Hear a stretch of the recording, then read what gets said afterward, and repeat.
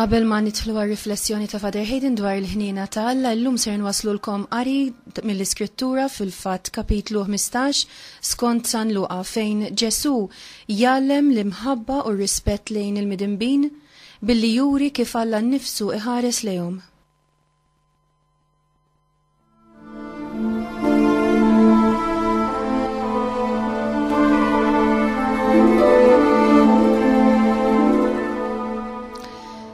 Il-pubblikani u l-midinbin kienu jersqu biħġarhom biex jisimgħuh. U kemm il-Fariżej kif ukoll il-kittieba kienu jgemgmu u jgħidu: nies midinba jilqa' għandu dan u jiekol magħhom.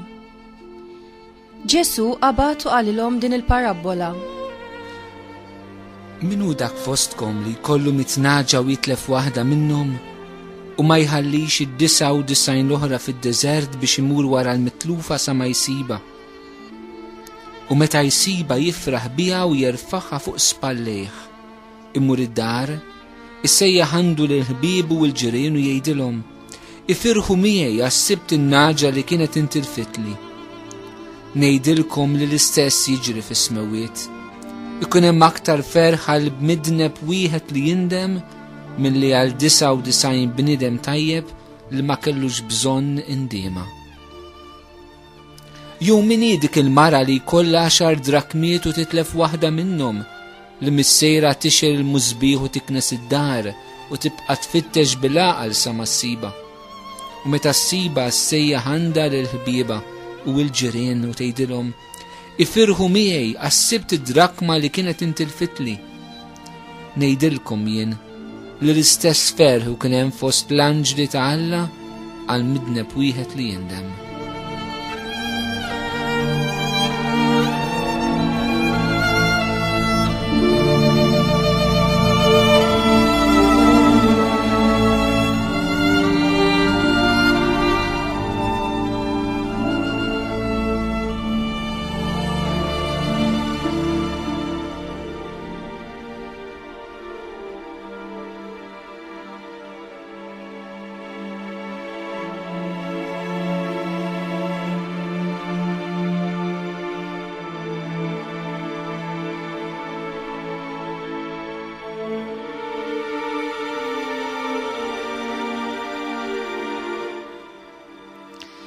Qalilhom ukoll: kien hemm raġel li kellu 2 tuliet. Iż-żgħar qal lil missieru: missier, għatini s-sem li jmisslili mill-ġid. U dak qasmilhom il-ġid.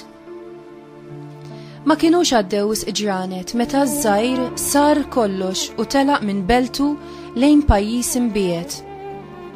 U hemmhekk berbaq ġidu kollu f'ħajja mtajra. Meta ħela kull ma kellu fuq dak il-pajjiż waqa' ġuħ kbir. U hu beda jħoss ruħu fil-bżonn. U mar daħal ma' wieħed minn dak il-pajjiż li batu fir-raba tiegħu jira l-qżieqes. Kien jixtieq kieku jimla żaqq mqar bil-ħarrub li kienu jieklu l-qżieqes, imma ħadd ma kien jagħtih. Imbagħad daħal fih innifsu u qal: kemm lavranti ma' missieri għandhom ħobs bix-xaba u jien qiegħed hawn immut bil-ġuħ. Ħanqum u mmur għand missieri u ngħidlu: missier, dnibt kontra s-sema u kontra tiegħek. Ma jistħoqlix iżjed nissejjaħ ibnek, żommni b'wieħed mill-lavranti tiegħek. Qam u telaq għand missieru. Iżda kif kien għadu fil-bogħod, missieru lemħu u tħassru. U bġirja waħda mar inxteħed fuq onqu u bisu. Missier, qallu ibnu, dnibt kontra s-sema u kontra tiegħek. Ma jistħoqlix iżjed nissejjaħ ibnek. Iżda l-missier qal lill-qaddejja tiegħu: Isaw, ġibulu l-isbaħ libsa u xidduwielu, libsulu ċurket f-7 u s-sandli f'riġlejh, ġibu l-oġel li msemmen u waqtluħ, ħaniklu u namlu festa, għax dan ibni kien mejjet u reġa' qam, kien mitluf u nstab. U għamlu festa. Mela ibnu il-kbir kien fil-għalqa. Huwa u reġa' lura Kif wasal qrib id-dar, sama daqq u sfin. Sejjaħ wieħed mill-qaddejja u staqsih dak x'kien. Hawn huk qallu dak, u missierek għatillu l-oġol li msemmen għax reġa' għandu qawwi u sħiħ. U inkorla u ma rridx jidħol ġewwa, iżda missieru ħareġ jitolbu jidħol. Ara qal lill-missieru, ili dawn is-snin kollha naqdik kelmtek ma ksirtilek qatt, u kieku qattajtni gidi lili biex nagħmel ikla u nifraħ ma' ħbibi. Imbagħad jiġi dan ibnek li belalek ġidek man nisa tat-triq u lilu toqtollu l-oġol li msemmen. Qallu missieru: Ibni, inti dejjem miegħi u kull mawt tiegħi huwa tiegħek. Imma kien meħtieġ nagħmlu festa u nifirħu għax dan hu kien mejjed u reġa' qam, kien mitluf u nstab.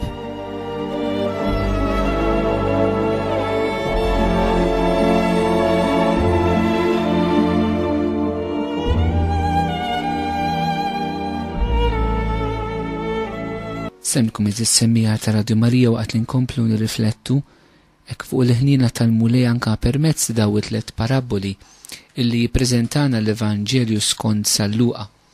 Tajjeb illi qabel ma neħtlu b'xi ftit għax m'għandniex il-ħin sabiex neżawrixxu d-dettalji kollha li hemm f'daw il-paraboli jitrattaw il-ħnina tal-mulej, però nqisu daqsxejn il-kuntest ta' dawn il-paraboli. L-ewwel ħaġa irdu nqisu li qegħdin fl-Evanġelju skont San Luqa. U l-Evanġelju ta' San Luqa hekk b'mod partikolari insibu fih illi jagħti enfasi b'aċċenn qawwi hekk il-ħnina tal-mulej, mod partikolari dawk li ma mhuwiex lut imma saru nsara. U allura dawn huma persuni li esperjenzaw b'mod ħafna qawwi l-ħnina ta' Alla. Għaliex dawn arċievu din il-grazzja tas-salvazzjoni mhux għax kienu parti minn din il-komunità ludija illi biex ngħidu hekk kienet il-komunità ta' salvazzjoni fejn jagħmlu l-esperjenza tant qawwija ta' Alla fit-Testament il-Qadim. Imma kienu nies li kienu maqtuwajn minn dan il-patt li Alla kien għamel mal-poplu ta' Iżrael, u allura meta pagan jesperjenza s-salvazzjoni jista' jifhem bil-wisq aktar x'jiġifieri din hija l-ħnina ta' Alla. U f'dan il-kuntest tiegħi li anke nistgħu naqraw l-ewwel rimarka illi nsibu qabel ma hemm dawn it-tliet paraboli. Il-kuntest tagħhom huwa dan. Għandna żewġ kategoriji ta' persuni, il-pubblikani u l-midinbin, u n-naħa l-oħra għandna il-Farizej u l-kittieba. Fil-waqt li l-pubblikani u l-midinbin jersqu biħġarhom lejn Ġesu biex jisimgħu Ġesu x'għandu xi jgħid, naraw li l-Farizej u l-kittieba mhux huma jisimgħu il-Ġesu x'għandhom xi jgħid, imma Ġesu jkollu jisma' huma x'għandhom xi jgħidu u nisimgħu id-tgergir u d-gemgin tagħhom. Nies midimba jilqa' għandu dan u jiekol magħhom. Mela fil-waqt li il-pubblikani u l-midinbin jersqu lejn Ġesu b'qalb miftuħa ħalli jisimgħu dak li għandu xi jgħidilhom, din il-kelma li lilhom qed tiġibilhom bidla fil-ħajja tagħhom, li qed tlaqqahom mal-wiġġ veru ta' Alla u tagħtihom esperjenza ta' ħelsien fil-ħajja tagħhom. Min-naħa l-oħra il-Fariżej u l-kittieba jersqu lejn Ġesu biex jakkużawh bl-istess affarijiet li jkun qed jagħmel.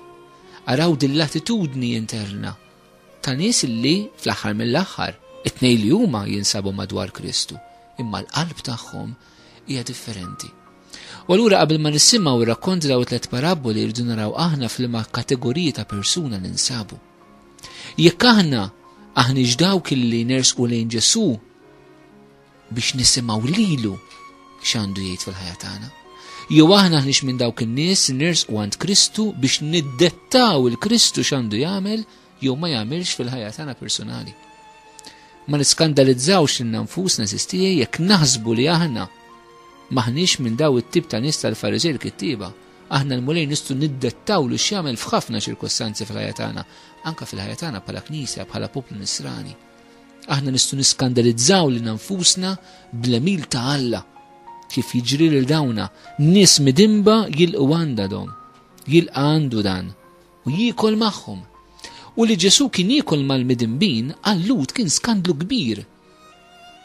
Għaliex li tiekol ma' xi ħadd fil-mentalità rudija u fit-Testament il-Qadim hija ħaġa sinifikattiva immens. Inti ma kontx tiekol ma' kulħadd, ma titħallax ma' kulħadd fuq il-mejda tal-ikel, imma fil-mejda tal-ikel titħallat biss ma' minnu daqshekk. Daqshekk mhux fl-età, imma fl-istatus soċjali, fl-istatus reliġjuż. Il-fatt li Ġesu jikser din it-tradizzjoni soċjali tal-lut fiha hija tikser ukoll il-mentalità illi l-midneb ma jitħallax ma' min jaħseb li hu tajjeb. U hekk bil-maqlub għandna il-Kristu nnifsu illi jitħallat mal-midnbin. U din il-ħidma ta' Ġesu letteralment ixxukjat il-mexxejja reliġjużi ta' żmienu.